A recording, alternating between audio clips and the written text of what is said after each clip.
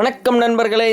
Consistency கிரிக்கெட்டோட 489 இன்னைக்கும் power கட்டன் போட்டிருந்தாங்க. அதான் டக்குன்னு பல்லு வெளியில் எடுத்து ஒரு சத்துடி ஓட்ஸ் காலைல காப்பிக்கு இடியாப்பம் கூட 2 தண்ணி சாதம்டா. கடைசி எக்ஸாம் இதோட முடிஞ்சுப்பா. அப்படிலாம் இல்லை, இந்த செம் முடிஞ்சு இனி அடுத்த கொஞ்சம் ஸ்பாட் பாலிங் மட்டும் வந்துடலான்னு பார்த்தா முடிச்சேன்னா அந்த டயர்டோடு உறங்கிட்டே இருப்பேன். அதனால நாளை கண்டினியூ பண்ணலான்னு வந்தேன். உச்சை சாப்பாடு தண்ணி சாதனங்கள் கூட மீன் என்ட்ரு ஆகும்போதே எல்லாம் படிச்சுட்டே இருக்கு. பாதி எக்ஸாம் எழுத ஓடிட்டு பயத்தோடு தான் உள்ள பண்ணேன். ஏன்னா தாடி இருந்தா கண்டிப்பாக தாடி பிடிப்பாங்க நினச்சேன். இல்லை தப்பிட்டேன். வழக்கம் போல எவ்வளோ நாள் ஆச்சு நம்ம ப்ரூனோட வீட்டு ஒரு சுட்ட என்ன நாள் கண்டிஷனிங் டே இல்லை, ஜிம் டே, ஸ்ட்ரென்த் செஷன் தான். எல்லாருமே ஒரு நல்ல ஒரு வேண்டுகோள். ஏன்னா ஸ்ட்ரென்த்து, கண்டிஷனிங், ரன்னிங்கு எல்லாத்தையும் பண்ணுறோம். ஓகே, ப்ராப்பர் வார்ம் அப் இருக்கணும்ல.